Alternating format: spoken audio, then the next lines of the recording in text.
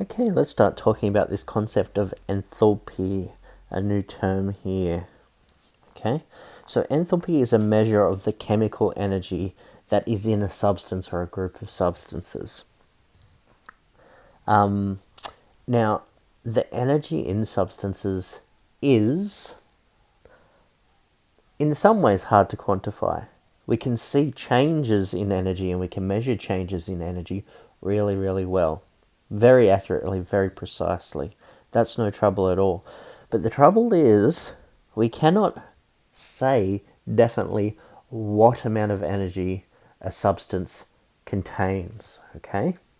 And so chemists and physicists have done lots of experiments about taking the temperature of substances down to 0 Kelvin or approaching 0 Kelvin, and they still find that there's still energy in the substance.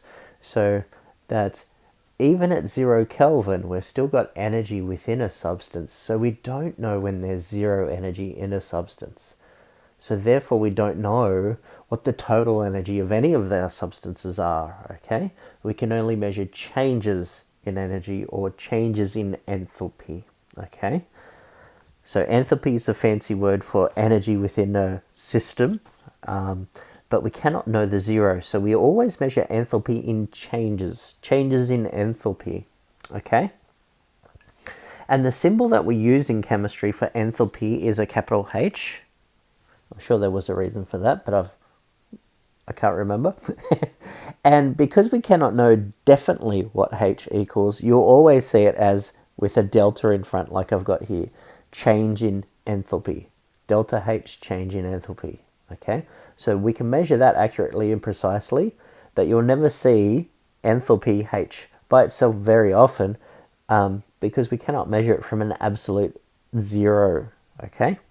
So here in our energy diagrams, we've got the change in energy through a reaction equals this delta H, okay? And here at the top, we've got an exothermic reaction because the reactants start higher than the products. So we've got a negative delta H or a negative enthalpy. Okay, so negative enthalpy equals exothermic. Here below, we've got a positive enthalpy because the reactants start at a lower energy than the products, so we can measure that change in enthalpy very accurately. And for an endothermic, it's positive. Okay, enthalpy change is a function of heat energy change and a change in pressure and volume. Okay, so enthalpy is related to heat and changes in pressure and volume. Okay, and that changes in pressure and volume can make it quite difficult. And we don't often get them from most of our chemical reactions, or the changes in pressure and volume are very small. So for most of us beginner chemists, enthalpy disregards change in pressure and volume, okay? And so then when we're talking about enthalpy during our course and also early in university, we're equaling enthalpy change with temperature or heat energy change, okay? We're saying that they equal because we're saying that all of our reactions happen with no change in pressure or volume, okay? So for us, enthalpy change is equal to heat energy change. So the delta H, or the change in enthalpy, is going to equal the difference between the enthalpy of the products and the reactants, okay? And we can't measure them from a zero, but we can measure these differences. And here below, what I'm circling is just two different energy diagrams again, but now they're called enthalpy. But because we're calling energy enthalpy now, same type of thing, okay? So what we're seeing here is we've got reactants going down to products and reactants going up to products there. So there we've got an endothermic reaction and there an exothermic reaction, okay? So it's the difference between the energy in the products and reactants, okay? So for endothermic reactions, the final enthalpy is larger than the initial, up here, larger. And so delta H is greater than zero, or we say delta H is positive, okay? For exothermic, we can see that we've got a negative delta H, okay? Or delta H is less than 0 joules or kilojoules and stuff, okay? All right. Okay, just a slide here for a bit of ambiguity that you may see, help to clear it up. So the amount of energy change depends on the amount of substance present. Enthalpy is usually measured in the units kilojoules per mole, okay? So the energy, of course, depends on how much matter you're changing. Okay, the trouble is mole of what, though, okay? Stoichiometry can sometimes make this ambiguous. For example, here, we've got the same reaction, essentially, but just in the bottom one, we've halved the stoichiometry, okay? But essentially the same reaction. We tend to write it as the one above because we don't like fractions in our stoichiometry, but they're equal and valid. Okay, so this is the same reaction. If we say that delta H for this reaction equals negative 552 kilojoules per mole, do we mean per mole of hydrogen or oxygen or water? Because we've got different stoichiometry there, okay? So it's actually, in this case, it's measured per mole of oxygen, okay? So we could say that, oh, let me just get the eraser to erase those two. We could write it next to this equation because it's per 1 mole of oxygen.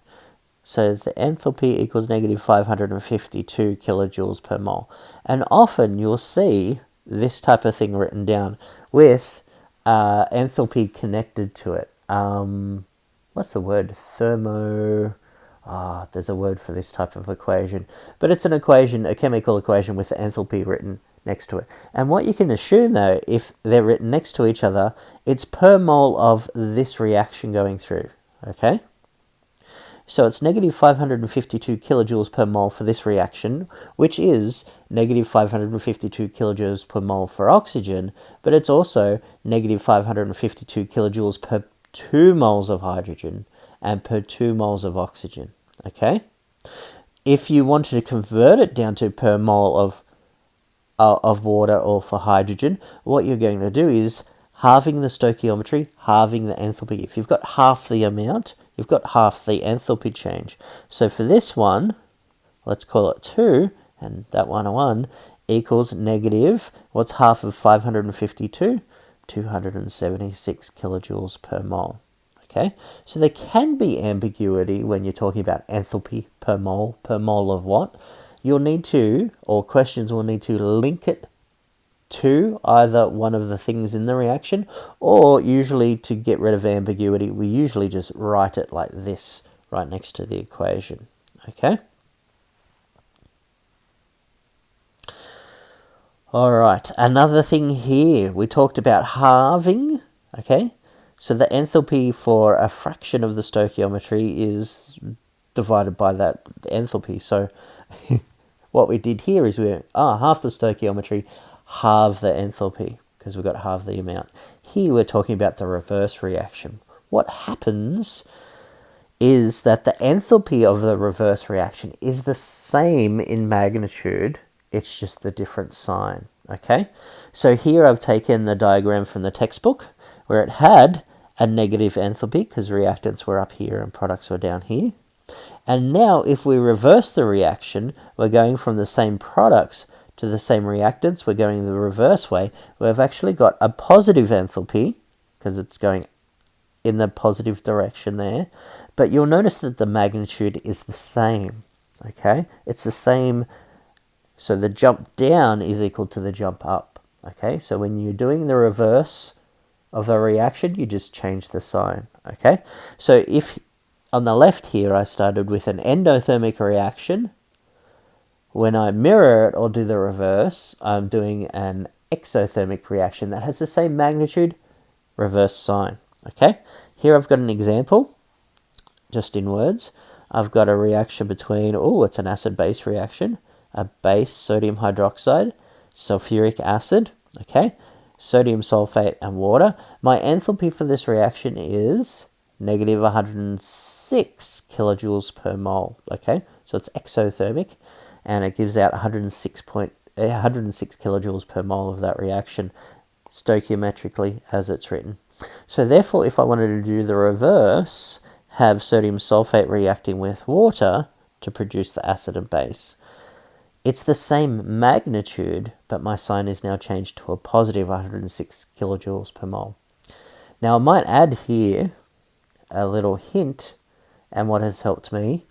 When we're dealing with energy and we have negatives and positives, usually what I tend to do is when I have a positive, I'm actually going to write a positive in front of it. It helps me think about the implications of that, okay?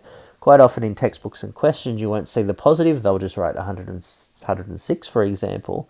But I like to put positive in there. It shows that it helps me connect to, that's endothermic and stuff like that, okay? One other tip in here is remember that enthalpy changes are state specific, okay?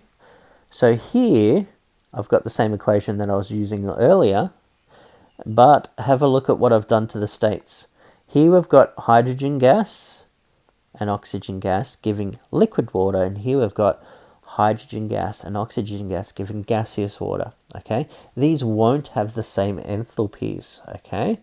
Because this one will need to take into account the energy to go from a gas, so all those particles moving apart.